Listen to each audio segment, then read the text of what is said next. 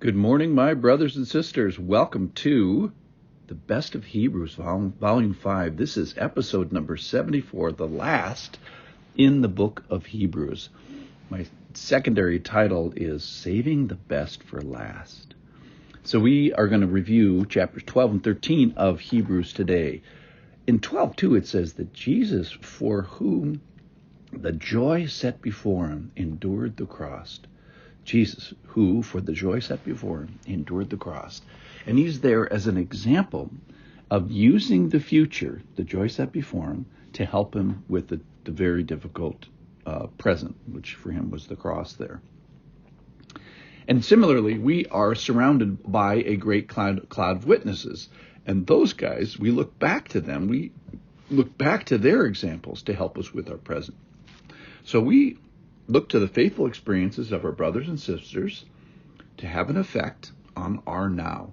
And we also look to the reliability of the promise maker to trust the promises that he has for our future.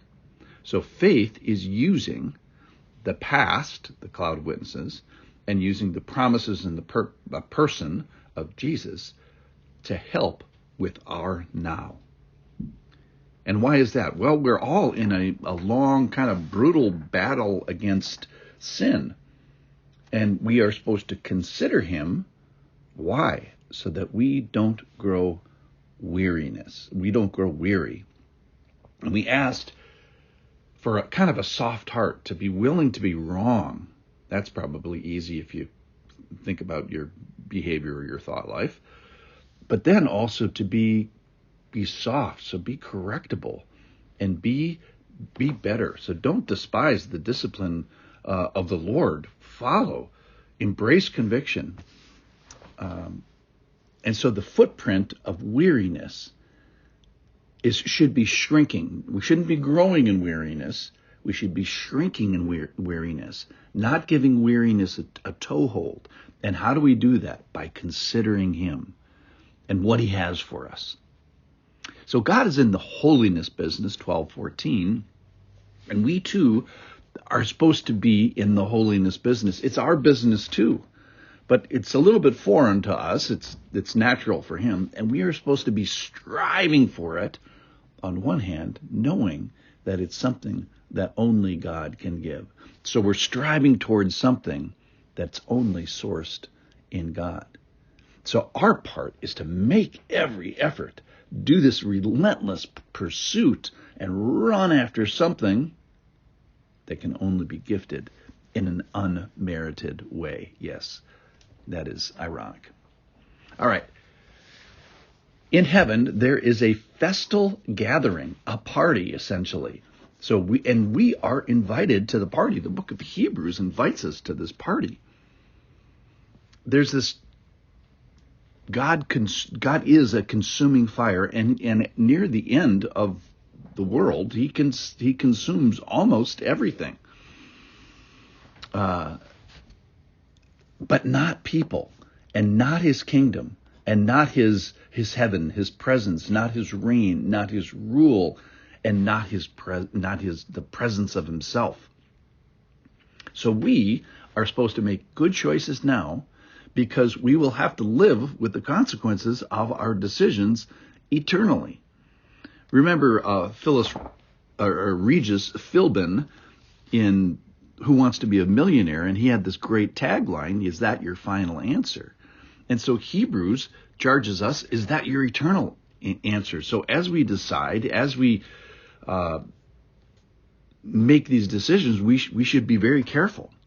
And then as we turn the page into chapter 13, the last chapter in Hebrews, there's 17 charges.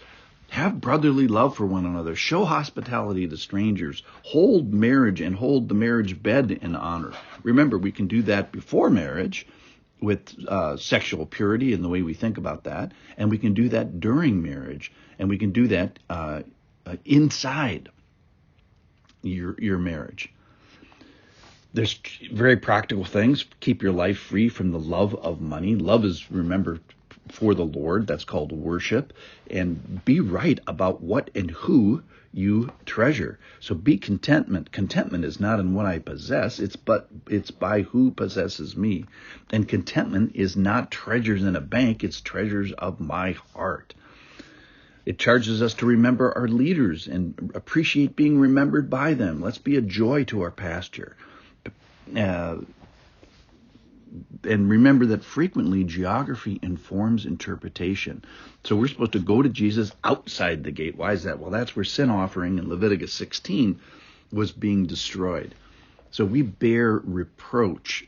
He's out there bearing our reproach.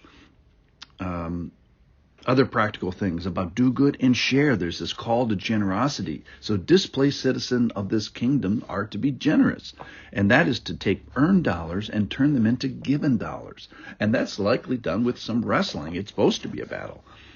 Remember what David said, I will not offer a sacrifice that does not cost me something. So the Christian walk is supposed to be difficult. It's supposed to be difficult of the wallet. It's also, these 17 things tell us, it's supposed to be difficult of action, and all the emphasis on faith, it's also difficult what we do with our mind. Remember, we looked at David when he had the bad experience with the census, and his heart struck him. Then at the end of Hebrews, there's a benediction, and it's this prayer for blessing. He says, Lord, equip us with every good thing. Give us the good stuff. May we be alive. May we have you alive inside of us with the Spirit. May we have the insight into the Word, conviction of sin, passion for the people of God, and urgency of timing, and this assurance of faith, and especially that we get the person of Jesus. So Hebrews is about the superiority of Jesus, and he's above Moses and Abraham and angels, and he has a better blood, and it's a better sacrifice. And Jesus calls himself the Good Shepherd. Hebrews calls him the Great Shepherd. So I love that Jesus gets a promotion. All right, so in conclusion today, I appreciate you considering him with me. And I don't take that lightly. You could be listening to Piper or Spurgeon or Father Mike or another podcast person, and I ask the Lord would bless you with everything good. We've heard about him. Call us. Draw near with confidence, he says. And I just pray for you that may you obtain all that Hebrews promises. I pray that you would have wonderful faith. I pray that you would be near. And I pray that you would know the Great Shepherd. Thanks for being with me in Hebrews. Thanks for listening.